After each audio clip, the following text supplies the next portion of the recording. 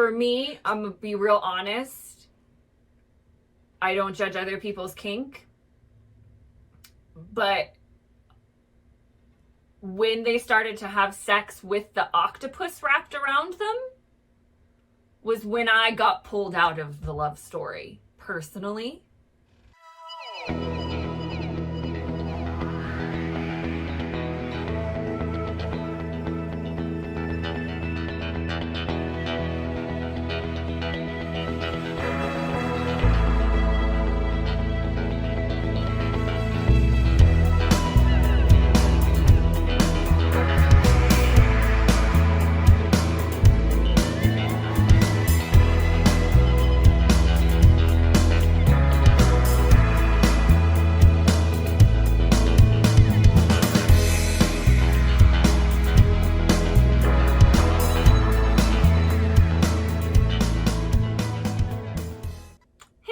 We're the good doctors of Abbey Research. I'm Dr. Erin.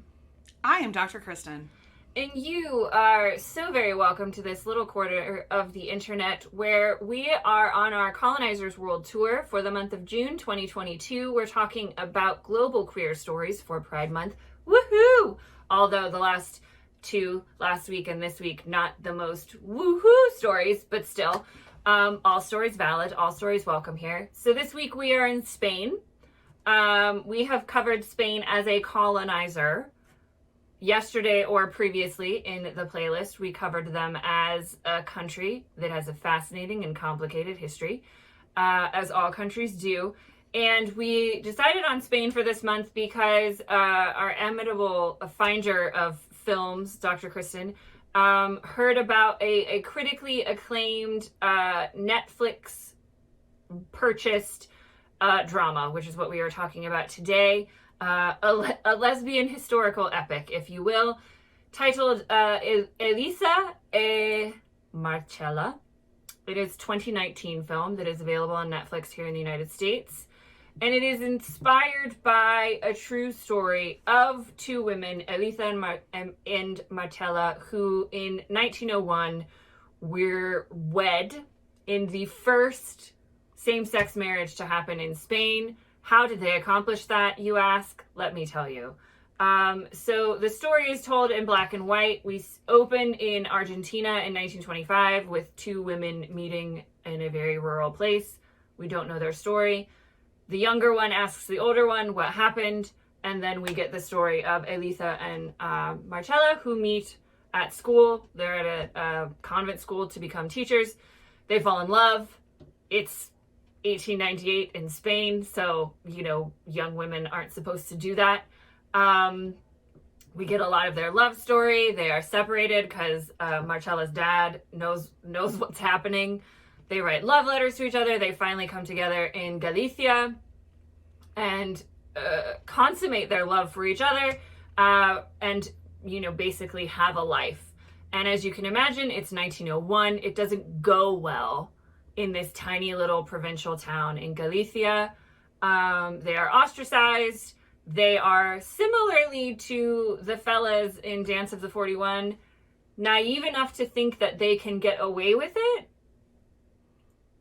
in Catholic 1901 Spain. And by it, we mean that they get married because Elisa dresses up as a man. Yeah, so, they start to get ostracized by the village. The village knows what's going on.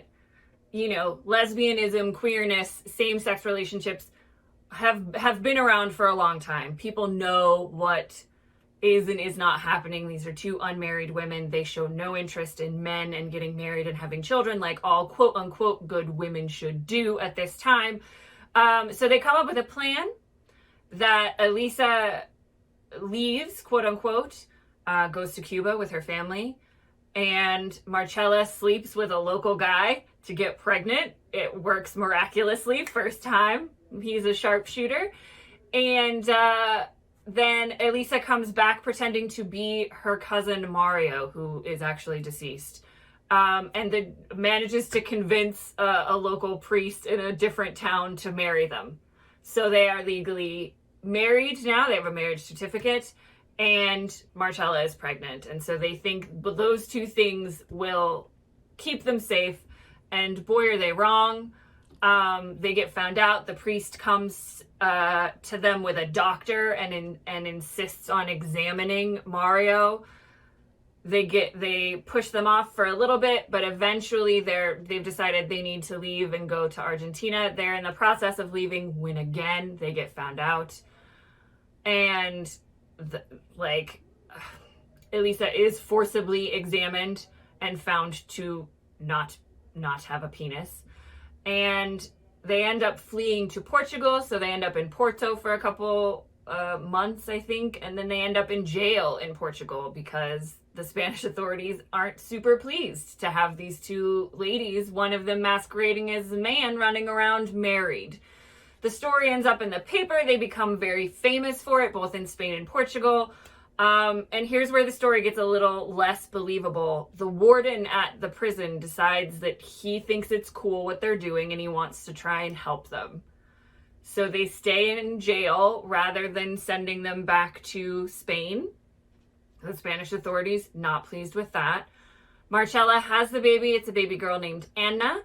And eventually Marcela and Elisa, decide to leave for Argentina. Marcela makes the very horrible decision to abandon her child, or to leave her child with the warden and his wife, who is also the nurse. And they go to Argentina.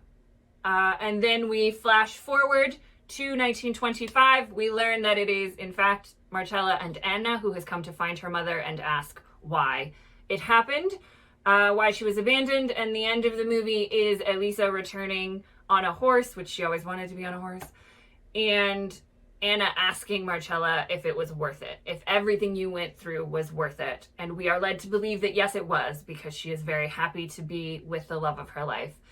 And the marriage, the movie ends by stating that their marriage was never annulled, so it was the first same-sex marriage in Spain. But same-sex was not legalized in Spain until 2005, and so we get pictures of all the lovely Spanish humans who had same-sex marriages after 2005, so that was nice. Neither of us cared for this movie very much. For several reasons. It was very slow. And I do slow movies. It was too slow for me. I had to watch it on 1.25 speed. I would have watched it on 2 speed if I wasn't going to get motion sick, but Kristen watched it on 2 speed because it was that slow. And felt I missed nothing.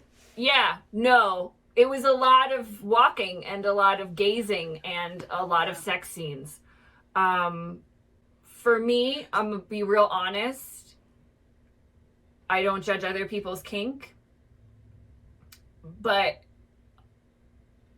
when they started to have sex with the octopus wrapped around them was when I got pulled out of the love story. Personally, it's not for me. Do you. Do no harm and do you.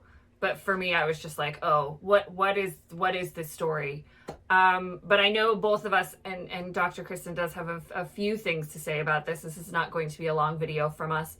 For me, it was the fact that it was 1901. I just kept writing that in my notes. And why these women, similarly to the two men in Dance of the 41, thought they could get away with it. Thought that they could outsmart a Western Christianized society that had been criminalizing, ostracizing, killing non-heteronormative folks for centuries. And you thought you could return. I think for me too, it was when they returned to the village. They returned to live in the same village and pretend that they were married when everyone knew what Elisa looked like. And they were like, oh, we're just like, I look a lot like my cousin Elisa. People thought we were twins.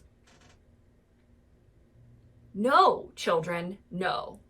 So I found it harder to sympathize with what they were going through because it was still horrible. It's still horrible that they faced that, and horrible that she was stoned and that they were driven out of where they wanted to live and they couldn't be themselves, and that's horrible. But it was 1901. Your thoughts and feelings, my dear friend. Romantic love is never enough.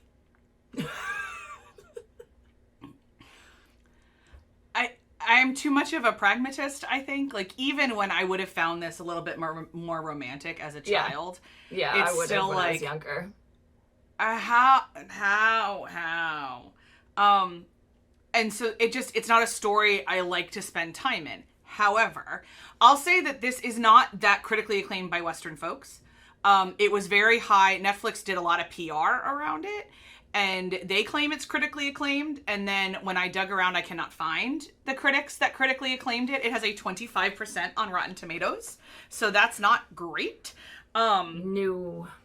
And their criticisms are ones that, like, I felt too, where the dialogue was very 2022 and 1901. Some of the settings were very anachronistic and things like that. But at the same time, I read a review or two from queer people that were like, hey, I'm really glad to have a historical lesbian epic. And I'm like, then I'm thrilled for you. Yeah. I am thrilled for you. I was so nervous the whole time about how this was only going to end in tears, as Bartok said. I wrote that in my notes. I can't suspend belief for the historical realities if you're going to tell me that it's a historical movie, if that makes sense. Yeah. So, like, agreed. if this took place in 1901 in a different planet, and I didn't know that, like, Spain was one of the, like, the Spanish Catholic Church was one of the most oppressive sexually at the time, and that's saying something, I might have lost myself a little bit more in it. But I it wasn't, and then, honestly, I can't do artsy movies like this. I don't want longing shots of black and white flowers. It's not my jam. Yeah. So I knew about 3 minutes in, I was going to be putting that on 2-point speed. But am I glad that more people know that that this kind of thing happened? Absolutely. Yeah. Am I glad these people got work? Totally. Am I ever going to watch this director again? Absolutely not. Yeah, and I think as you were saying that too, like, one of the things that was incongruous in the way they told the story was, like, they were very clear to show that romantic love is not enough, but that it was also enough at the same time. Yeah, it was a weird conundrum. The warden that in the Portuguese prison in Porto that decides to help them, you know, Elisa's like, he's going to help us. I think he's a good man. And Marcela is like, we need more than a good man. No, you don't. The good man got you out of Portugal into Argentina. So, like, there were the dialogue contradicted what the story ended up telling, which, as you said, like, took me out of it too. I was like, I'm not sure. Like, are you telling me that love conquers all? Is that what it is? Because it doesn't. Because it also looks like you lived a horribly isolating life in very, very rural Argentina, because that was the only place you could be yourselves. And is that what conquering looks like? Are we being realistic or are we being romantic? I'm not sure. The movie was trying to do both at the same time. Yeah, and it just wasn't for me. I mean, again, like, this is a good reminder that we can't go back to times in which institutions that controlled people's choices had this much power.